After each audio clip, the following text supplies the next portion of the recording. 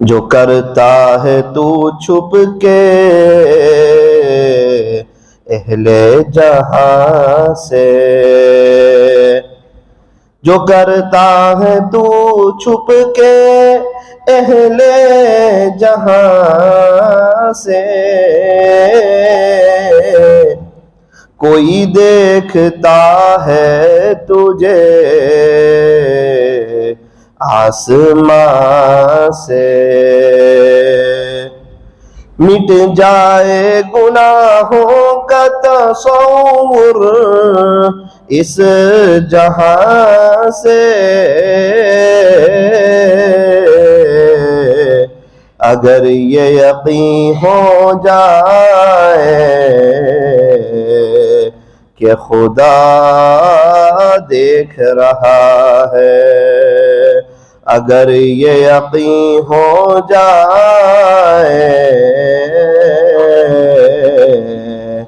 कि खुदा देख रहा है, कर ले इबादत जवानी में, ये सुस्ती अच्छी नहीं, जब आ जाए बुढ़ापा तो फिर कुछ बात बनती नहीं, जब आ जाए बुढ़ापा तो फिर कुछ बात बनती नहीं। किसी खाकी पर मत कर खाक अपनी जिंदगानी को,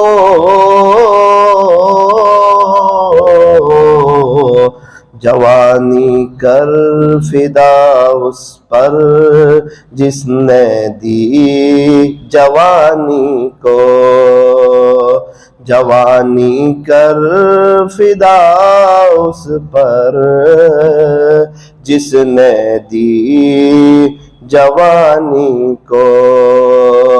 उठ बंदे बांध कमर क्या डरता है, उठ बंदे बांध कमर क्या डरता है,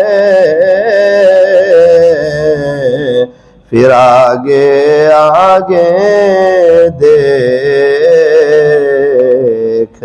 अल्लाह क्या करता है, फिर आगे आगे देख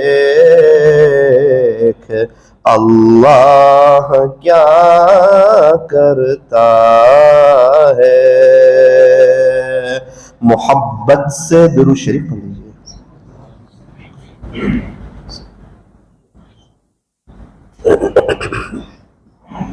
बुजुर्गान मोहतरम और अजीज नौजवानों, अल्लाह के खजाने बहुत बड़े हैं। नंबर 2, अल्लाह के खजानों के कोई दरवाजे भी नहीं है। नंबर 3, अल्लाह के खजाने में जो कुछ है वो सब देने के लिए है, लेने के लिए कुछ नहीं है। नंबर 4, अल्लाह ताला हर वक्त देने के लिए तैयार है, देकर के खुश होते हैं, मांगने वालों से बड़ा प्यार करते हैं, मोहब्बत रखते हैं, और जो चलते फिरते अपने दिल की बातें अल्लाह से करने लगता है, अल्लाह उसे अपना बहुत करीबी बना लेते हैं। इसीलिए फरमाया, मांगो उसी से जो दे खुशी से और न कहें किसी से, वो मेरा अल्लाह है। फरमाया कि दुनिया वालों से मांगोगे ना तो वो लोग नाराज हो जाएंगे, और अगर अल्लाह से नहीं मांगोगे ना तो अल्लाह नाराज हो जाएगा। अल्लाह ताला दे के खुश होते हैं। यूं फरमाया कि हम लोग मांगते हुए अच्छे लगते हैं और अल्लाह पाक हमें देते हुए अच्छे लगते हैं। इसीलिए फरमाया कि मुझे पुकारो, मैं पुकारने वालों की पुकार को सुनता हूं। अल्लाह ताला हमारे बहुत करीब है। वनहनु अक़रबु इलैहि मिन हब्लिल वरीद। अल्लाह तबारक व तआला तो हमारी शहरग से भी ज्यादा करीब है। कुरान करीम की ये वो आयत है जो ईमान वालों को हिला करके रख दे कि यार मेरा अल्लाह जब मेरे करीब है तो मैं क्यों किसी और से दोस्ती करूं, मैं क्यों किसी और से दिल लगाऊं, मैं क्यों बदनजरी करूं, मैं क्यों अल्लाह को नाराज करूं, मैं क्यों अपनी आखिरत को बर्बाद करूं। एक काश मैं दोस्ती अल्लाह से कर लूं, यारी उसी से लगा लूं जब अल्लाह करीब है। अपने दिल की बातें मैं क्यों किसी और से शेयर करूं जब मेरा अल्लाह करीब है। फरमाया दिल की बातें दिल के बनाने वाले से करके देखो, तब पता चलेगा सुकून क्या चीज है। दिल की बातें दिल के बनाने वाले से करके देखो। सारे मसाइल हल हो सकते हैं, सारी परेशानियां दूर हो सकती है, सारे मसले हल हो सकते हैं, सारे प्रॉब्लम सॉल्व हो सकते हैं, बीवी आंखों की ठंडक बन सकती है, बच्चे फर्मा बरदार हो सकते हैं, पूरे घर में अल्लाह के दीन का माहौल कायम हो सकता है, रोजी पैर पड़ी मिल सकती है, दुनिया और आखिरत संवर सकती है, मौत के वक्त कलमा नसीब हो सकता है और कब्र ताहद निगाह वसी हो सकती है। कब्र में जन्नत की खिड़की खुल सकती है, बगैर हिसाब किताब के हम जन्नत में दाखिल हो सकते हैं, पुल सिरात पर से आसानी से गुजर सकते हैं, प्यारे नबी के हाथों हौज़े कौसर पर जामे कौसर नसीब हो सकता है, जन्नत में प्यारे नबी का पड़ोस नसीब हो सकता है। वो खुश नसीब लोग जो जन्नत में बार बार अपने अल्लाह का दीदार करेंगे, उन खुश नसीबों में हमारा भी शुमार हो सकता है। शर्त यह है कि हमें दुआ की तौफीक हो जाए, मांगने की तौफीक हो जाए। वो कौन सी चीज है जो अल्लाह के खजानों में नहीं है, और वो कौन सा काम है जो अल्लाह कर नहीं सकता। फरमाया कि सबके दिल अल्लाह के हाथ में, हमारे घर वालों के दिल भी अल्लाह के हाथ में, हमारी बस्ती वालों के दिल भी अल्लाह के हाथ में, सबके दिल अल्लाह की दो उंगलियों के दरमियान है। अल्लाह जैसे चाहे उस तरफ मोड़ दे, उसको पूछने वाला कोई नहीं। फरमाया कि अल्लाह तबारक व ताला का वजीर भी कोई नहीं, उसका मुशीर भी कोई नहीं, उसका पार्टनर भी कोई नहीं। वो तने तना बादशाह है, वही शहंशाह है, वही अहकमुल हाकिमीन है। आसमानों का मालिक अल्लाह, जमीनों का मालिक अल्लाह, पहाड़ों का मालिक अल्लाह, समंदरों का मालिक अल्लाह, इंसानों का मालिक अल्लाह, फरिश्तों का मालिक अल्लाह, जिन्नातों का मालिक अल्लाह, चरिंदों का दरिंदों का मालिक अल्लाह, चांद सूरज सितारों का मालिक अल्लाह, सारे नबियों का मालिक अल्लाह, कयामत के दिन का मालिक अल्लाह, मालिक यौमिद्दीन, तेरा अल्लाह रोजे जजा का मालिक है। कयामत के दिन के मालिक अल्लाह है, तो क्या अल्लाह दुनिया के मालिक नहीं? फरमाया ऐसी बात नहीं है। दुनिया में अल्लाह ताला ने इंसानों को थोड़ा सा इख्तियार दिया है, थोड़ा सा पावर दिया है, दोनों रास्ते खुले रखे। एक रास्ता जन्नत की तरफ जाता है, दूसरा रास्ता जहन्नम की तरफ जाता है। जहन्नम में बेचैनी होती है, परेशानी होती है, तकलीफ होती है। जो बंदा दुनिया में जहन्नम के रास्ते पर चलता है, हमेशा बेचैन रहता है, अंदर से परेशान रहता है, अंदर से तड़पता रहता है, उसके अंदर हीटर चलता रहता है, उसके बच्चे और उसके मातहत उसके नाफरमान होते रहते हैं। अल्लाह की जमीन पर जिंदगी गुजारने का उसे मजा नसीब नहीं होता है। जब बाप नाराज हो, बेटे को अब्बू के घर में अच्छा नहीं लगता। बिल्कुल इसी तरह जब अल्लाह नाराज हो, फिर बंदे को अल्लाह की जमीन पे अच्छा नहीं लगता। क्या करेंगे उसकी नाफरमानी करके? कहां से सुकून लाएंगे, कहां से इत्मीनान लाएंगे, घर वालों की मोहब्बत कहां से लाएंगे, दिलों का सुकून कहां से लाएंगे, वो नूरानियत कहां से लाएंगे, वो पैर पड़ी रोजी कहां से लाएंगे, वो दुनिया की कामयाबी कहां से लाएंगे, वो जन्नत का बाग कहां से बनाएंगे? जब अल्लाह ही नाराज हो फिर कुछ नहीं होता। जब अब्बा ही नाराज हो, बच्चा लाख खर्चा करे भाई बहन के पीछे, वो अब्बा को खुश नहीं कर सकता। फिर क्या करे? कोई बात नहीं, अब्बा से कह दे अब्बा मेरे से गलती हुई, मैंने आपको नाराज किया, मैं सॉरी कहता हूं, आइंदा आपको नाराज नहीं करूंगा। अल्लाह अकबर। बाप का दिल बड़ा हो जाता है फौरन। अभी सख्त तरीन नाराज था, भाई बहनों पे खर्च कर रहा है, बाप नाराज है, घर के साजो सामान ला रहा है, बाप नाराज है। एक मर्तबा कह दिया अब्बा सॉरी मेरे से गलती हुई, मैंने आपको नाराज किया, अब नहीं करूंगा, ये पक्की बात है, अब आपको नाराज नहीं करूंगा। बाप का दिल बड़ा हो गया, दुआएं देने लगा, खजाने बेटों के लिए खोल दिए और अपने बेटे से फौरन खुश हो गया और इस बात पर मुतमईन हो गया कि अब मेरा बेटा मुझे नाराज नहीं करेगा। दुनिया भर के काम किए, मसला हल नहीं हुआ, भाई बहनों पे खर्चा किया, मसला हल नहीं हुआ, घर में सब्जी लाया, फ्रूट लाया, चीजें लाया, अम्मी को सोना दिला दिया, दुनिया भर के खर्चे कर रहा है, मसला हल नहीं हो रहा है। मसला हल हो रहा है, फरमाया अब्बा से माफी मांग के मसला हल हो रहा है। अब घर में अच्छा लग रहा है, घर में सुकून लग रहा है, अब्बा की मोहब्बत लग रही है, अब्बा के सामने बैठने में मजा आ रही है। पहले डर लग रही थी, वहशत मालूम हो रही थी, अब्बा से बात करने को जी नहीं चाह रहा था। जब बंदे से अल्लाह नाराज हो ना, फिर बंदे को अल्लाह से वहशत हो जाती है, दुआ मांगने को जी नहीं चाहता, अल्लाह से बातें करने को जी नहीं चाहता, लंबा रुकू लंबा सजदा करने को जी नहीं चाहता, अल्लाह के घर में ज्यादा देर बैठने को जी नहीं चाहता, मस्जिदों से वहशत लगती है, अल्लाह उस बंदे से नाराज होते हैं। इसीलिए फरमाया अल मुमिनु फिल मस्जिद कस्समकी फिल मा, मोमिन तो मस्जिद में ऐसा है जैसा कि मछली पानी में।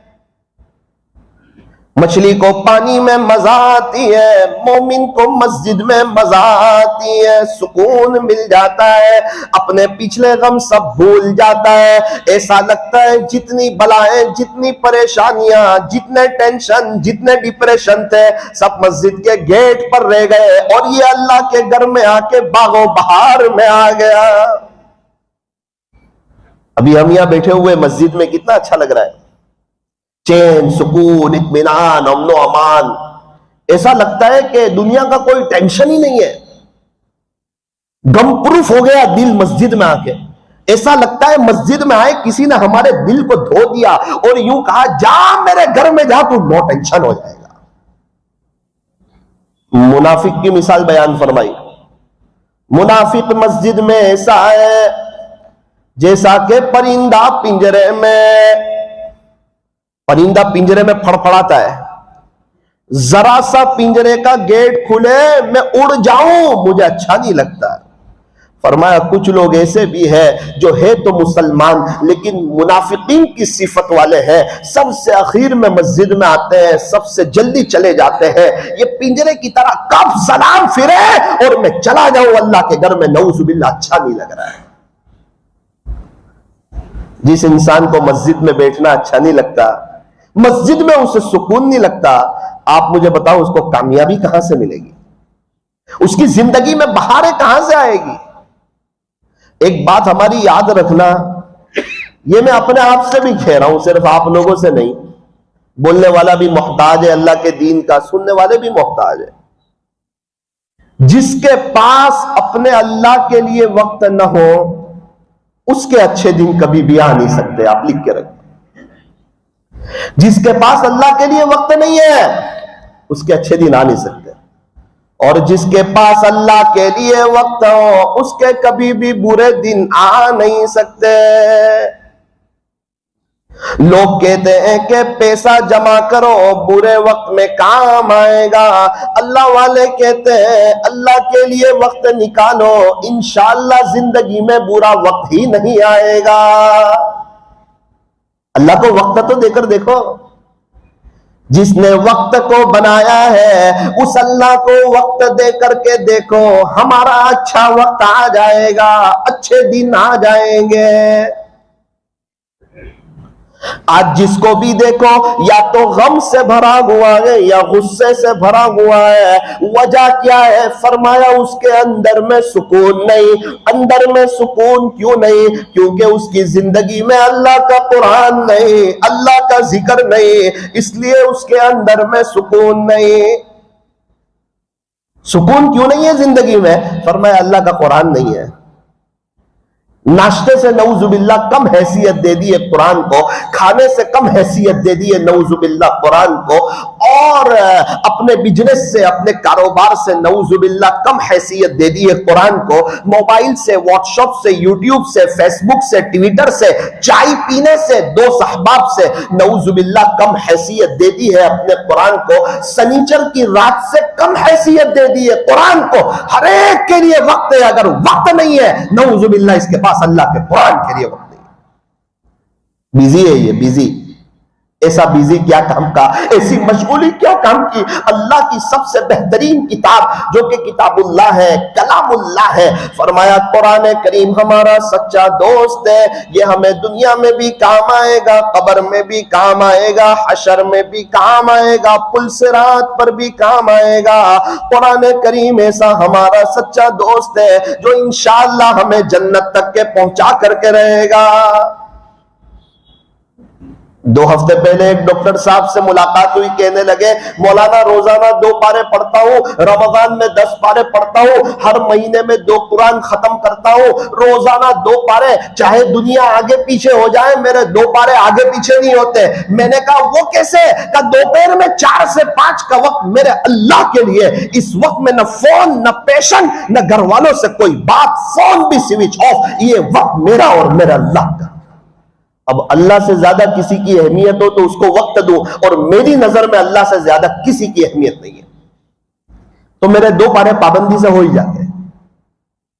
हमारा कुरान नहीं होता, वजह क्या है? हमने उसका वक्त नहीं किया है। हमारा नाश्ता हो जाता है, दोपहर का खाना हो जाता है, रात का खाना हो जाता है, बिजनेस पर जाना हो जाता है, क्योंकि ये सब चीजों का वक्त तय है। नमाजें हो जाती है क्योंकि नमाजों का वक्त तय, फजर का ये वक्त, जोहर का ये वक्त। कुरान शरीफ की तिलावत नहीं होती क्योंकि हमारा कुरान का कोई वक्त तय नहीं है। तस्बीहात की पाबंदी नहीं होती क्योंकि हमारा तस्बीहात का कोई वक्त तय नहीं है। इसलिए आज की मजलिस में बयान तो माशाल्लाह आप सुनते रहते हो, हम भी बोलते रहते हैं, सुनने वाले सुनते भी रहते हैं, लेकिन जिंदगी जो बनती है ना वो अमल से बनती है। बात यहां से चली थी, अल्लाह के खजाने हर वक्त खुले हुए हैं, अल्लाह ताला देने के लिए तैयार है। मांगने वालों की कमी है, लेने वालों की कमी है। एक आदमी मस्जिद के कोने में बैठ के अल्लाह को कह रहा है, प्यारे अल्लाह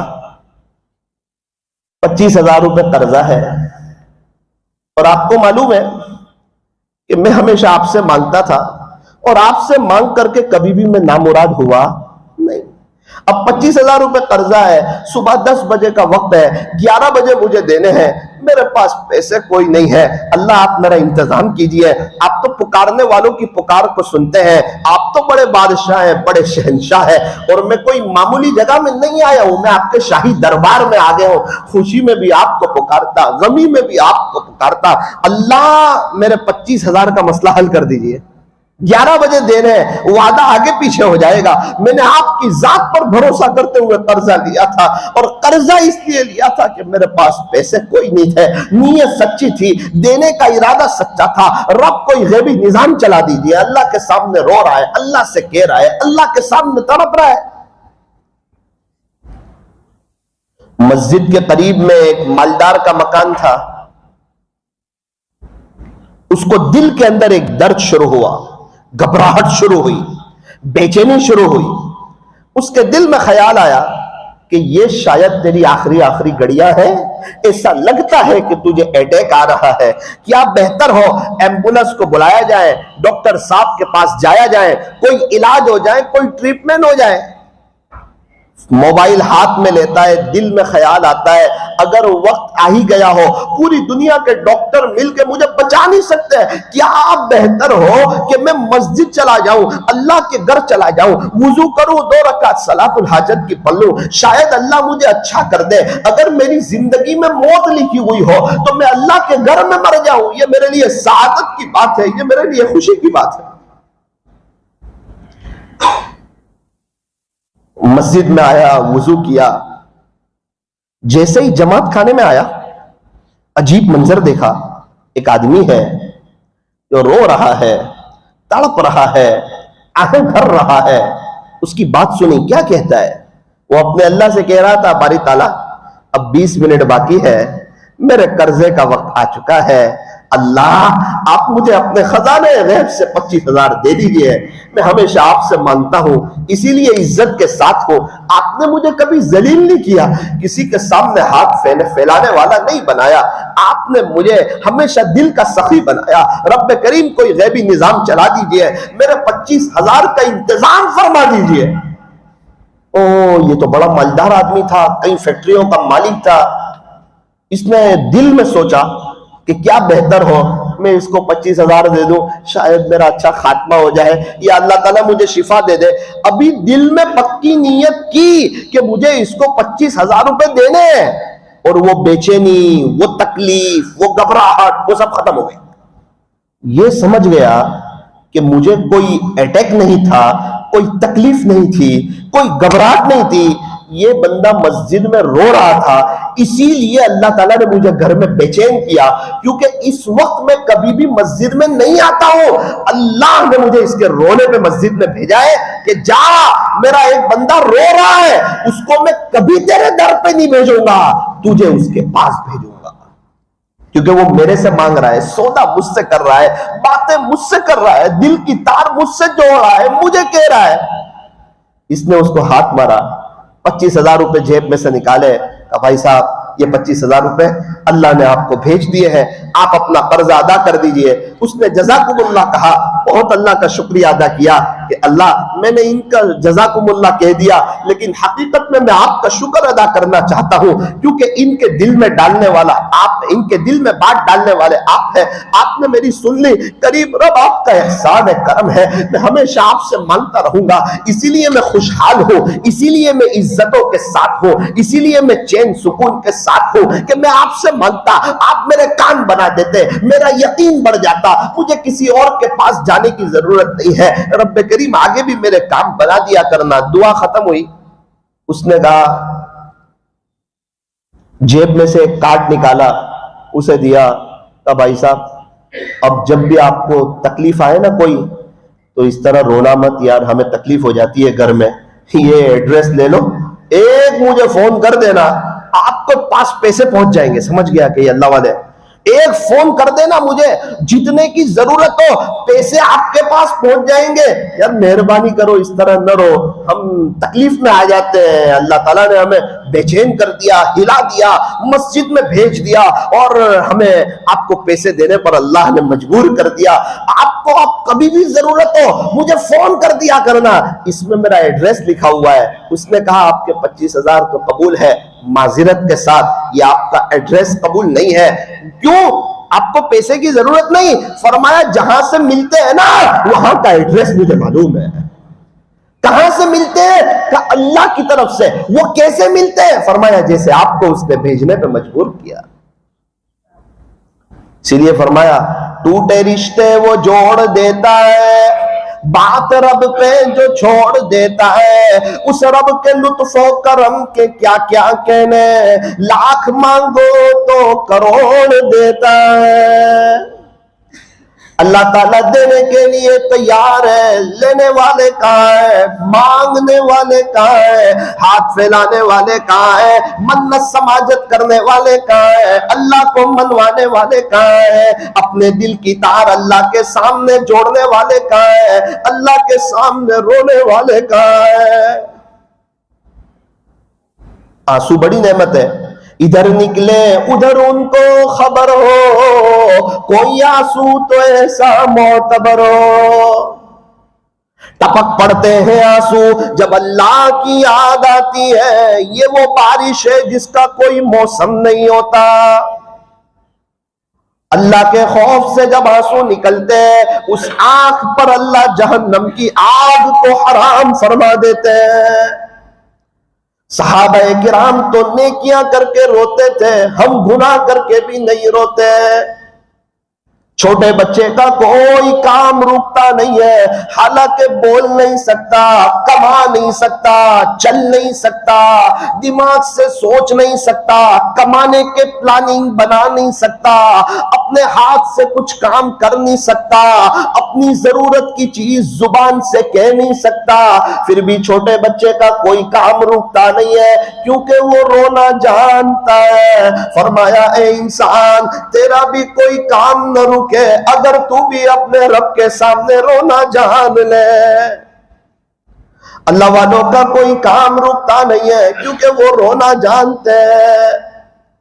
हमें कैसे रोना है, हमारे यहाँ तो इंसान थोड़ा सा नेक हो जाता है, वो अपने आप को नेक समझने लगता है। जो अपने आप को नेक समझता है, अल्लाह उससे रोने की तौफीक नहीं देते, उसके दिल को सख्त कर देते हैं, मुनाजात की लज्जत से उसे महरूम कर देते हैं। पैसों से भी ज्यादा बड़ा नेकी का तकब्बुर पैसों से भी बड़ा हुआ करता है। जिसने शराब पी हुई हो वो समझता है मैं अच्छा हूं, सबकी नजर में बुरा होता है। बिल्कुल इसी तरह तकब्बुर का भी नशा है, वो समझता है मैं कुछ हूं, और जो अपनी नजर में कुछ होता है वो खुदा की नजर में भी कुछ नहीं होता, खुदा की मखलूक की नजर में भी कुछ नहीं होता। फरमाया, इंसान तू क्या है, तू पहले गुस्ल के लिए किसी और का मोहताज था, तू आखिरी गुस्ल के लिए भी किसी और का मोहताज है। तू है क्या? तेरे पास क्या था और तू लेकर क्या जाएगा? तेरे पेट में गंदगी भरी हुई है, नापाकी भरी हुई है। अल्लाह तुझे दिन में 3-4 दफा वॉशरूम भेज करके तुझे तेरी औकात बताता है। देख तेरे पेट में क्या भरा हुआ है, तेरी इब्तिदा तो देख नापाक कतरा है, और तेरी इंतहा तो देख कीड़े मकोड़े तेरे बदन को खाने वाले हैं। ये तेरा हसीन बदन खाक में मिल जाने वाला है। मिले खाक में अहले शाह कैसे कैसे, जमी खा गई आसमां कैसे कैसे। जहां में है हर सू इबरत के नमूने, मगर तुझको अंधा किया है रंगो बू ने। क्या कभी गौर से ये भी देखा है तूने, जो महल मामूर थे अब है वो सूने। जगह जी लगाने की दुनिया नहीं है, ये तो इबरत की जा है तमाशा गाह नहीं है। पहले बचपन ने तुझे बरसों खिलाया, फिर जवानी ने तुझको मजनू बनाया, फिर बुढ़ापे ने आके तुझे क्या क्या सताया। ए इंसान याद रख, अजल यानी मौत कर देगी बिल्कुल तेरा सफाया। जगह जी लगाने की दुनिया नहीं है, ये तो इबरत की जा है तमाशा गाह नहीं है। क्या तुझको यही धुन है कि रहूं सबसे आला, हो जीनत निराली हो फैशन निराला। क्या यूं ही जिया करता है मरने वाला, क्या यूं ही जिया करता है कफन का पहनने वाला। क्या यूं ही जिया करता है जनाजे में सो जाने वाला, क्या यूं ही जिया करता है दफन हो जाने वाला। जगह जी लगाने की दुनिया नहीं है, ये तो इबरत की जा है तमाशा गाह नहीं है। अजल ने न छोड़ा न किसरा न दारा, इसी से फातिह सा सिकंदर बिहारा। जगह जी लगाने की दुनिया नहीं है, ये तो इबरत की जा है तमाशा गाह नहीं है। सुबह होती है शाम होती है, उम्र यूं ही तमाम होती है। ये वन वे है, वन वे। यहां से जो एक मर्तबा चला जाए वो दोबारा नहीं आता। कुरान करीम में अल्लाह साफ ऐलान फरमा रहे हैं, मन आमिल सालिहन फलिनफ्सी, जो शख्स अच्छा अमल करेगा अपनी जात के लिए करेगा, अल्लाह पर कोई एहसान नहीं करेगा। कोई नेकी करेगा अपने लिए करेगा भाई, अल्लाह पर कोई एहसान नहीं करेगा। वमन असा फअलैया, फरमाया जो शख्स कोई बुरा अमल करेगा उसका वबाल उसी पर होगा, अल्लाह का कोई नुकसान नहीं करेगा। वमा रब्बुका बिज़ल्लामिल लिल अबीद, तेरा अल्लाह अपने बंदों पर जर्रा बराबर भी जुल्म नहीं करता। अल्लाह ताला तो कामयाब करना चाहते हैं।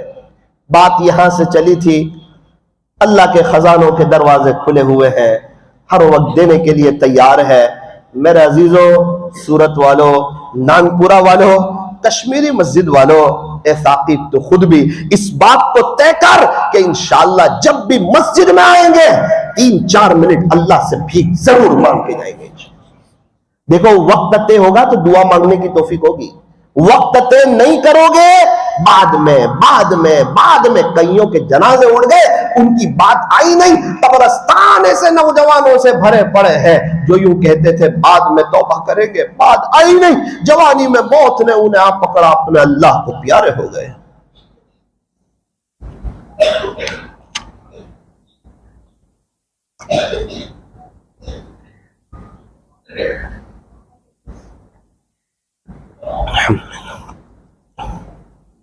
भाई दावत का काम कब करेंगे? बाद में करेंगे। गश्तों में कब जुड़ेंगे? बाद में जुड़ेंगे। आपकी मस्जिद में गश्त होता है? होता है। आप जुड़ते हैं? मैं तो नहीं जुड़ता हूं। अच्छा, ये जो गश्त में बैठते हैं वो आपकी कब्र में आएंगे? बोले नहीं। आप उनकी कब्र में जाएंगे? बोले नहीं।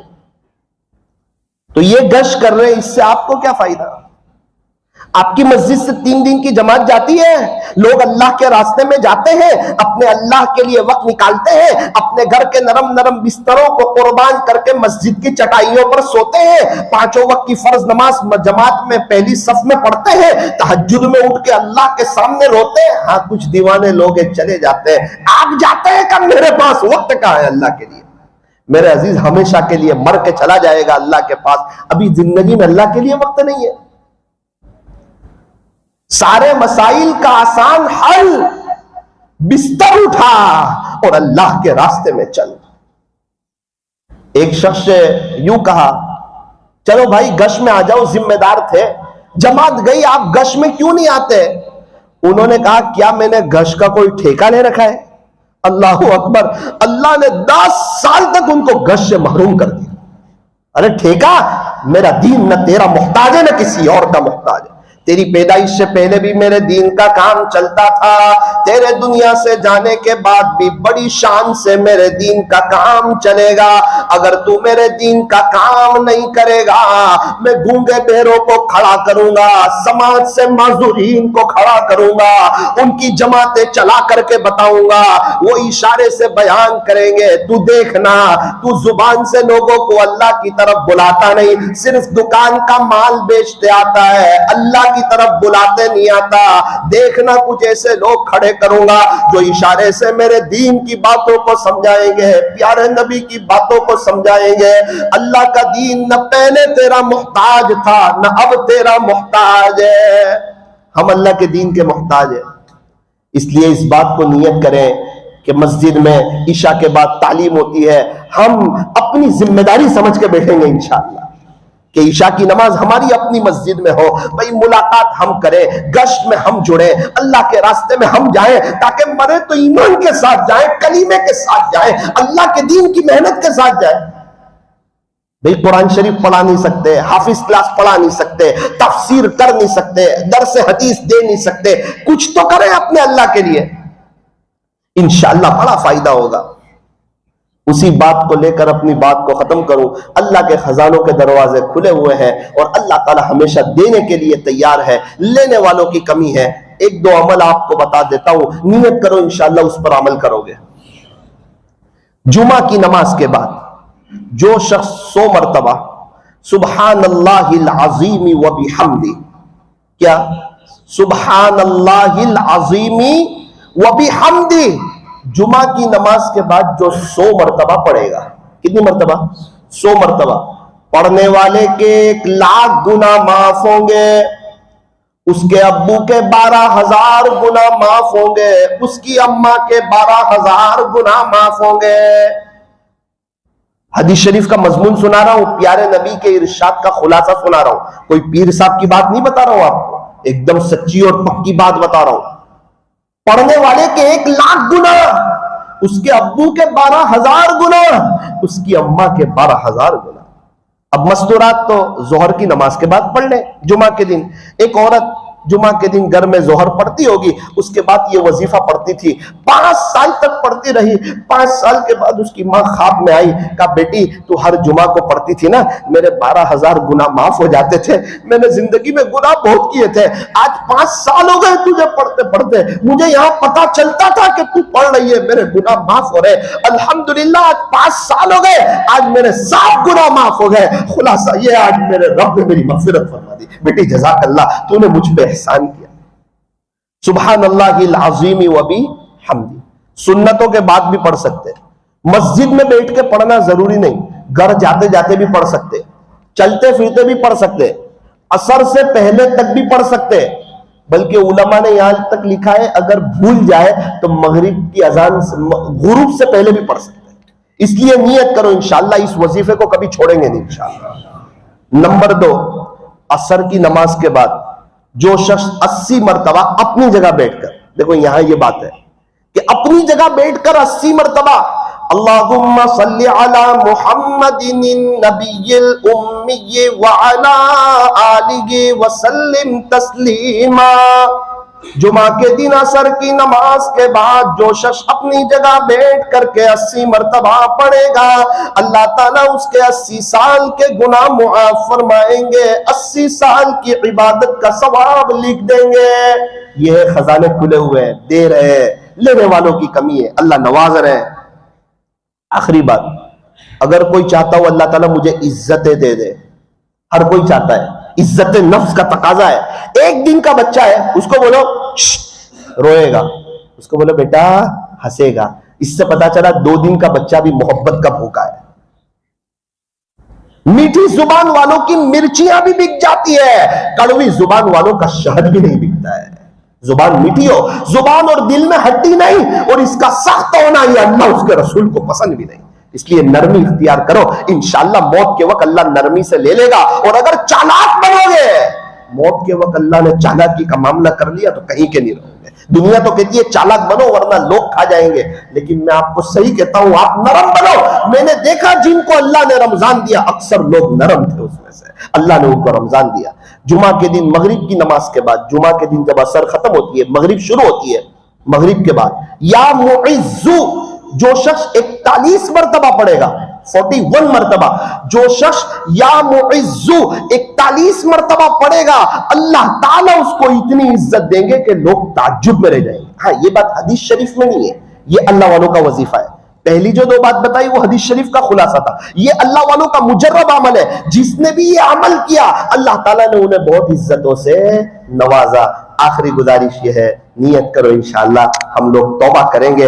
जहां पेंसिल बना है वहां रबड़ भी बना है, जहां बॉल पेन बनी है वहां व्हाइटनर भी बना है, जहां कपड़े बने हैं वहां पर सरफ भी बना है, जहां पर मोबाइल है वहां डिलीट का बटन भी बना है। जहां हम जैसे गुनहगार है वहां अल्लाह ने तौबा का दरवाजा भी खुला रखा है। बड़ा करीम है, माफ करके खुश होता है, रहमान है, रहीम है, 100 कत्ल करने वालों को पहले ही माफ कर चुका है। एक वही तो है जो ताना नहीं देता। मेरा अजीजों, अल्लाह की तरफ अगर पीठ फेर के रहोगे, परेशान रहोगे, अल्लाह की तरफ आओगे, चैन, सुकून, इत्मीनान, अमन अमान, कारोबार में बरकत, दुनिया पैर पड़ी, इज्जतों भरी जिंदगी, बीवी बच्चों का फरमा बरदार होना, सब चीज आ जाएगी। और अगर सिर्फ अल्लाह को नाराज करोगे, सब चीज हाथ से चली जाएगी, दुनिया भी बिगड़ जाएगी, आखिरत भी बिगड़ जाएगी। सूरत के ताजिरों, हम तो अक्लमंद है, समझदार है, नफे की तरफ चलते हैं, नुकसान की तरफ नहीं चलते। पहले ही ऐलान कर दिया प्यारे नबी के तरीकों में 100% कामयाबी है।